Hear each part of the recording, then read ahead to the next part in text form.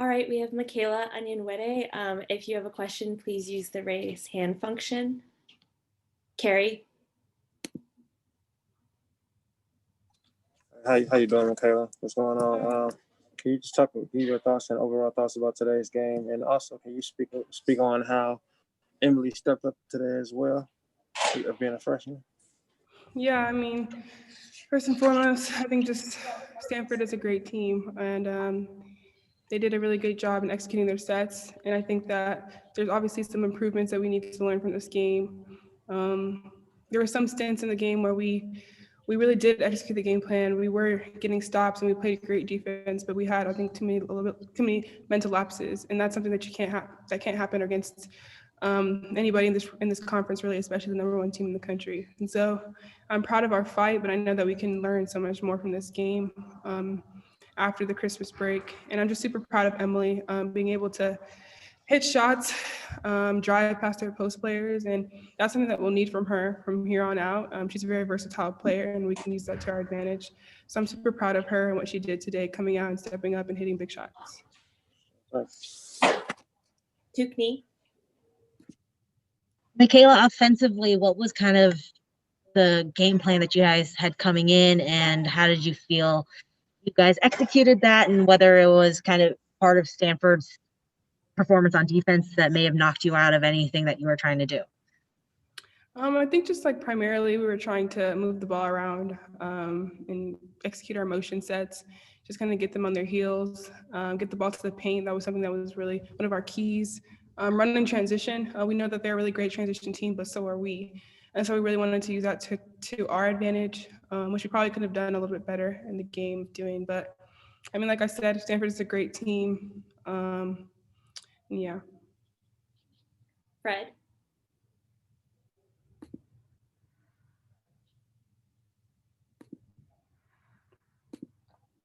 Fred, you're on mute.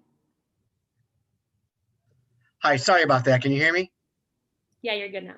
Okay. I just wanted to ask you, I mean, a 3-point game in the fourth quarter. Do you guys feel like the opportunity was there? You had the shots. I mean, three-point distance, you were 6 for 28. I mean, shots that normally would fall just didn't fall for you today. Yeah, I mean, that's like I said, I'm really proud of our team for, like, we were within arm's reach for most of the game. Going into halftime, we were down only like single digits. And so, yeah, I mean, we just have to come back next time and see what we can do. But definitely when we come in and step in on the court, we think that we can really execute really well against any team. And that's kind of why there was single digits, 3 points. And so, yeah, that's just something that we need to take for next time to be able to execute a little bit better and capitalize on getting stops and continuing to score in those situations. Thank you. You're welcome. Beth.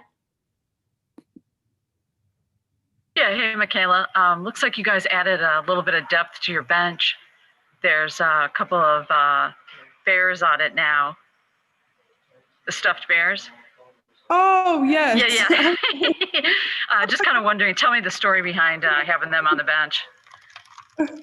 Sorry, what was your question? Oh, tell me the story about having the bears on the bench.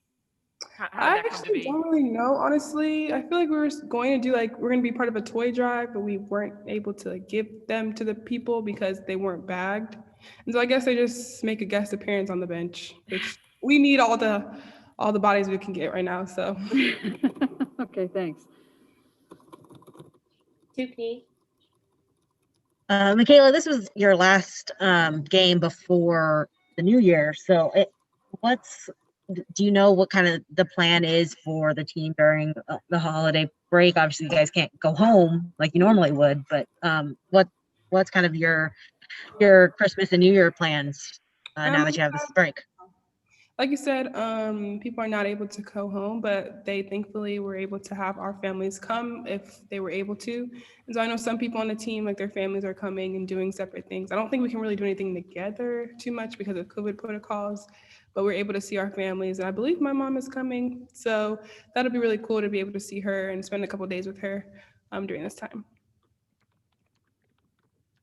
All right. If we have any more questions, if not, thank you so much, Michaela. Okay, thank y'all. Have a good one. We'll have Emily Bessoir shortly.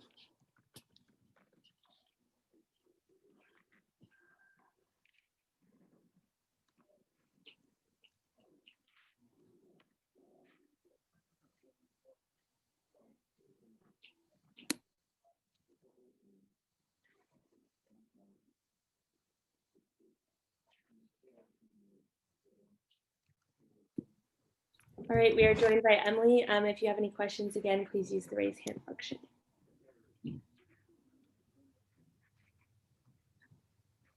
Tupni. Emily, your first time playing a #1 ranked team like Stanford, what kind of stood out to you about what makes them so exceptional and what makes them hard to play against? I think Stanford just does every little detail with extreme focus, and they're holding themselves accountable to their mistakes. So if they turn the ball over, they're sprinting back. And I think just that discipline and mental toughness is what stands out in comparison to other teams. Fred. Emily, what was it down the stretch that allowed them to pull away when you guys got within 3 points and then they were just able to take over down the stretch? Similar to what I just said, I think Stanford just did a great job holding themselves accountable to focus on the details and execute their game plan, while we had some mistakes on both of our ends, and that just gave them a head start, not a head start, but like that just gave them an advantage, and they took it. So I guess they took advantage of our mistakes. I want to say Merry Christmas to you, okay? You have a good one. Do we have any more questions? Oh, Kari, go ahead. Carrie, go ahead. How you doing, Emily? It's Kohari from the LA Sentinel. Can you just speak on just how you were able to, stay poised today and, have a great game against a team like Stanford? Yeah, thanks. Well, definitely it's motivating and exciting going against the #1 team in the country. And it's also a great opportunity to measure ourselves because we played, I think for a long part, we played them pretty well and we held them to 61 points. But in the end, we just got to clean up our mistakes and our small habits that led them to score. But definitely it was great going into the game because those are the games we work for and those are the games you want to play. Those are the fun, big games. And I guess that's what's motivated me. Coach says you had at post game, she had basically said you got a bright future in this program. Can you just speak on just how excited for you to continue to grow for the future of this team, to be a future leader? I did not hear the first part of your question, sorry. I said Coach had spoke highly of you, just being having a bright future as being a freshman as you are. How excited are you to continue to grow and be a leader of this program? Oh, definitely. I'm really grateful for the opportunity that I have here. Unfortunately, the other 2 freshmen aren't here yet, but going into practice every day, I try to learn as much as I can from the players and from the coaches, and it's great. I've been having a great time here, and I feel like I've developed a lot with the help of my coaches and my teammates. So I'm definitely really thankful to be here. Does anyone have any more questions for Emily? All right, thank you so much, Emily. Thank you.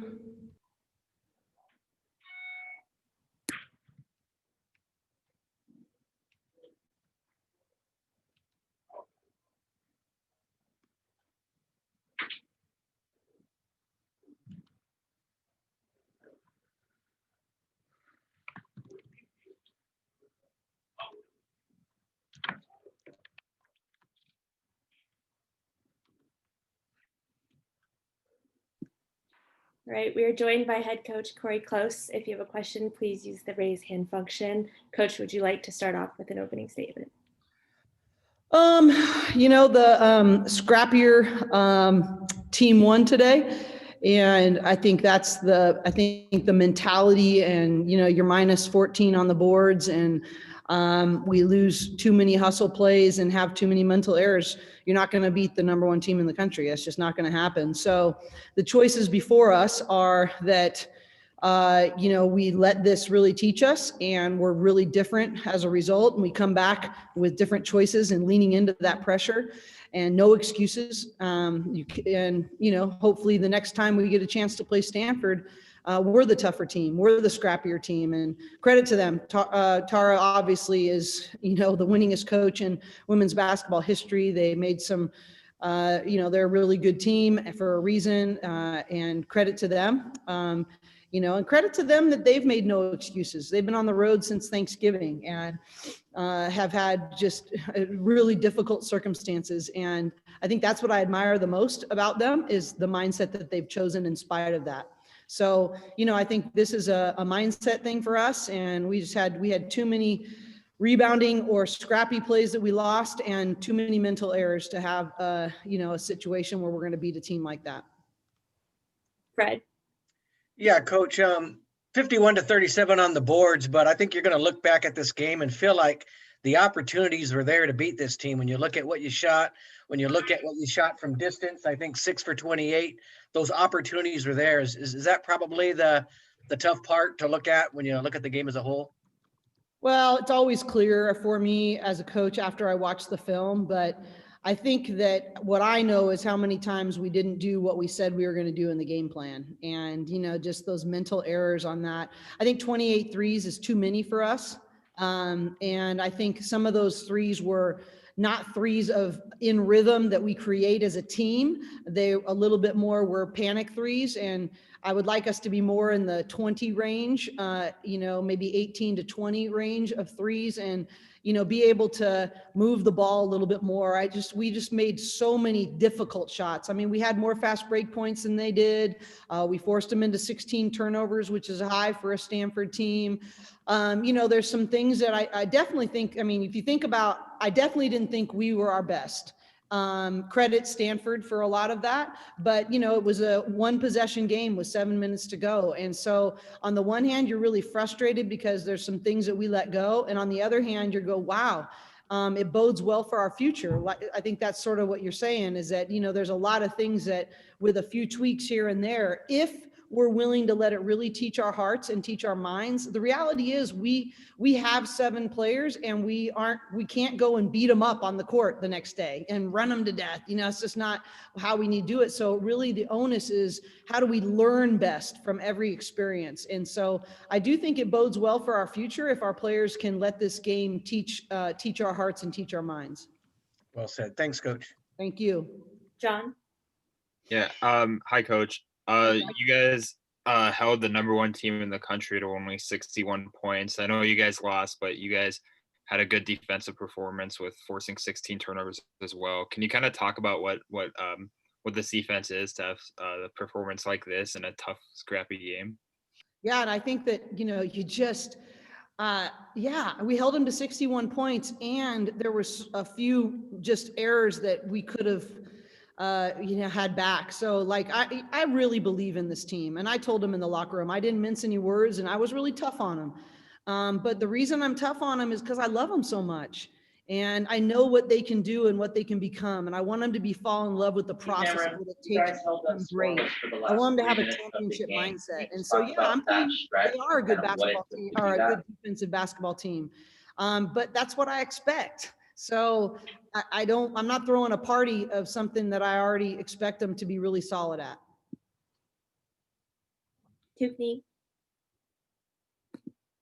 But you mentioned before the kind of tough shots that you were taking. Was that something that Stanford kind of baited you guys into, or do you feel like that was just kind of a mental error to settle for those types of shots? Well, Stanford's really good, and they, I would say, one of the best scouting programs in the country.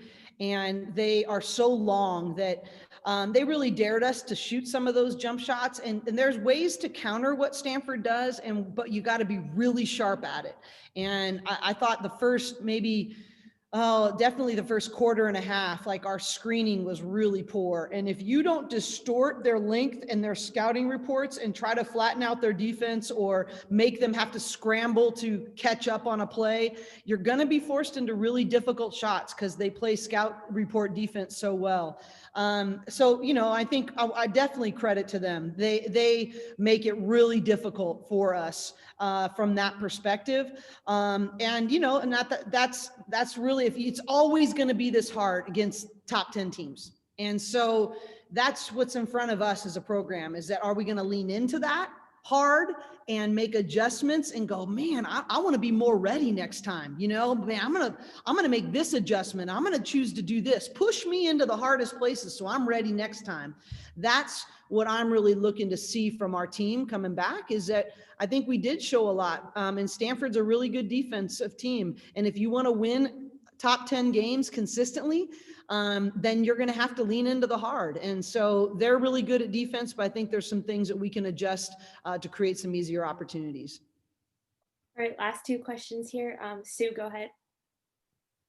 Hey, Cori, you guys, I have to give you a lot of credit for playing with 7 players. First of all, how do you guys, what's the mental going into that when you don't really even have like 2 teams to play each other, and then you guys get a little pause here? What are you going to do to adjust between now and when you play next time?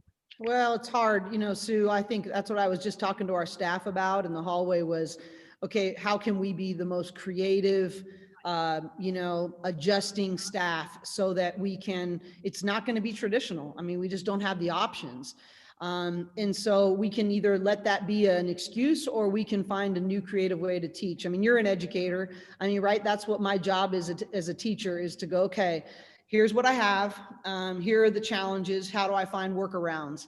And, you know, I don't know if I have a total answer for you yet, Sue, but I would say that that's exactly the challenge in front of the staff, is that, you know, Tara was saying to me before the game, she goes, how do you even practice? I mean, how do you do that? I mean, we don't, because on top of it, we don't have male scout teams that we would normally have. And so it's really, really challenging.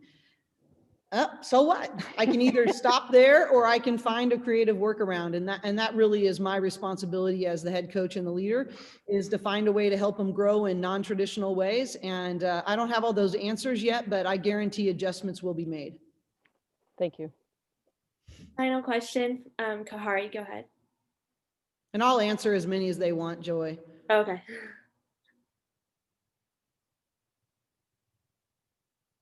Oh, Kahari, you can go ahead. Oh, sorry, I had it muted. But how you doing, Coach? Good to see you. Good to see you as well. After post game, you had said some great things about Emily. And first question: do you feel like she could have been a more aggressive tonight? Because she drove, and then it kind of like was passing a few shots. And also, what do you think about the future of her and her just, you know, being, you know, aggressive and confident today?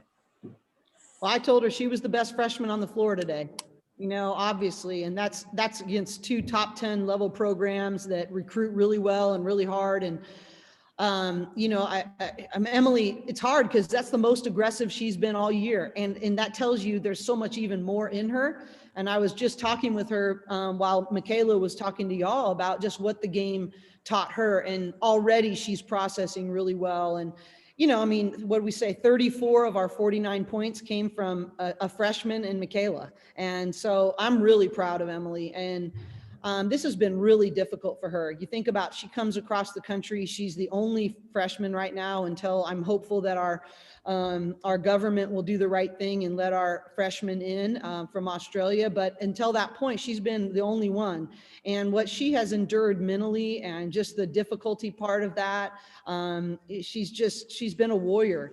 And I think her best days are ahead of her. And obviously that was one of the big bright spots, is sort of watching her start to really play more aggressively. And you can see how many different ways she can affect the game. And she said, well, I've never been a smaller person on the court before. And, you know, just be all those little adjustments. And you can theorize about it, but you can't really learn it until you experience it. And I think this is just going to make her better. But I'm definitely proud of what she showed today. And I think she's going to be a heck of a basketball player here. I got one more if Go that's for cool. I'll stay as long as you need me to. This is outside of basketball. You guys are doing community work as well. How excited are the players to continue to give back to the community? And also, I noticed that the two teams came together for unity and things of that nature. How important is that, especially in today's climate? Well, I'm really thankful for the entire Pac-12. You know, every single Pac-12 team is coming together like that before every game. And there's just been real unity that we want to be elite basketball players, and we want to compete for national championships. But we don't want to stop there. And we want to be able to say, man, our community was different because of the activities that we had. And our hearts are different because of the work we did together. And, you know, I think it's maybe one of the things that I'm most proud of with this team. And they have taught me more than I've taught them in this area. And it's just been consistent. It's not been whether it's hot in the social media. It's not been when it's raw. It's been like, we're committed. Like, we are committed in the day to day. We're gonna, you know, we have a Black-owned caterers that we are having every week. We're doing, you know, we adopted a family and we use recycling money to provide their Christmas, and that happened this week. I mean, there's so much more that the media doesn't ever even get to see. But you know what? Man, our hearts get to see, and our minds are different. And so I really am hopeful that we will really make a real difference in our community. But I can tell you, it's really made a difference in my heart. Thanks, Coach. Beth, go ahead. Yeah, hi Cori.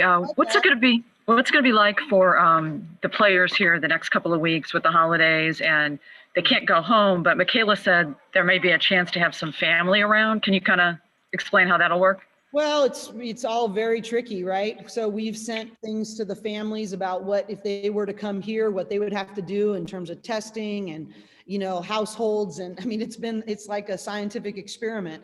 But we were not allowed to let them leave the city or to go home. But some of their families are allowed to come in here, but it has been such, like, I can't even explain all the protocols that have gone through into trying to make this a really safe environment. And that's one of the things I told them in the locker room. I'm like, you all have sacrificed so much to have this season. Make it worth it. Let this experience teach us to be great, because you've sacrificed so much to be here, and I believe in so much and what they're going to become. But you know, we're going to give them 4 days. I've never done this ever. Like, I told them, no workouts. I don't want one person to work out. I don't want one person to be doing anything. I don't even want them in the gym. They need a mental break. This has been really difficult, and they need to not think about basketball at all. And believe me, they'll think about it a lot when they come back on the 26th, you know, and the 27th. But the reality is, as hard as the loss is right now in the moment, these young people, including Stanford, including all these people in the Pac-12, they have endured a lot. It's been hard for me as a 49-year-old adult, let alone an 18 to 22-year-old. So I think it's really going to be about whatever they can do to recharge their spirits and their minds in the next 5 days. I want that to happen. But I can't go through all the protocols because I couldn't even recite them all. But we are allowing some families to come in, and that's up to them to decide. But hopefully they can get a little break and not think about basketball for a while. All right, any more questions for Coach? Thank you so much, Coach. Yeah, well, happy holidays to everybody. As you know, these are really important to be able to continue to support these women. So thank you for telling their stories, and I hope you all have a safe and happy holiday season. Happy holiday.